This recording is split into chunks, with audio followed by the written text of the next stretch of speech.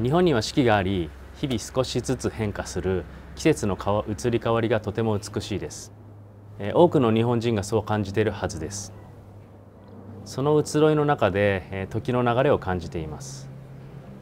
そのために植物を利用した作られたお庭ではなく、作られすぎたお庭ではなく、自然とともに植物に愛情と時間をかけたお庭が日本人のお庭だと思っています。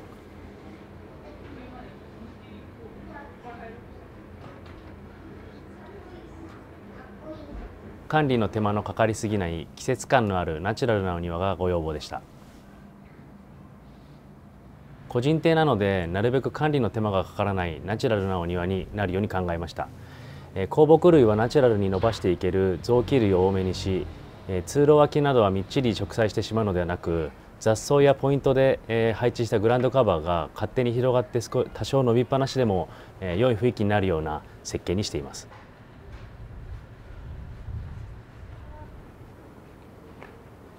路地の方は奥行きを感じられるように、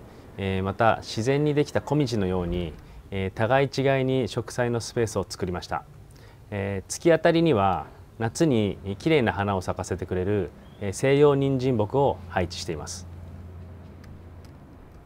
テラスの方は冬場でも寂しくないように、また目隠しともなりますように、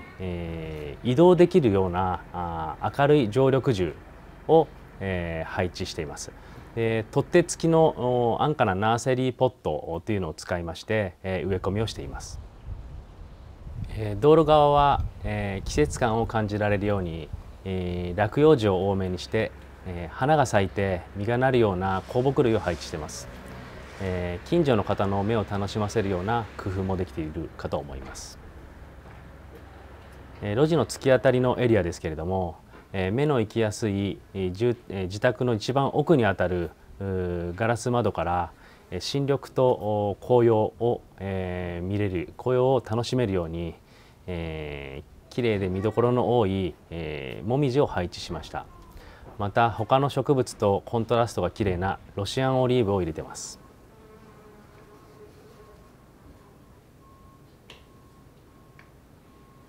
空いたスペースを植栽で埋めていくのではなく、もともとあったように、もしくは自然に生えてきたように見せるように心がけています。また住む人が植物に水をやりながら今まで感じられなかった季節の変わり目を感じたり、少しでも自分と向き合う時間を持てるきっかけになるように、きっかけになると嬉しいです。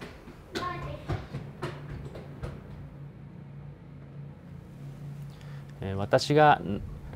何ヶ月に一度かお伺いした時に、住んでいる方が生活にグリーンを取り入れ、顔を洗い歯を磨くように、当たり前に植物と一緒に生活していくリズムを感じられた時がとても嬉しく思います。ナチュラルなお庭がお住まいの宗森様皆様の柔らかい人柄とマッチしているように感じます。庭は毎日世話をしている人のもの、私たちはそのきっかけを作る仕事だと思っています。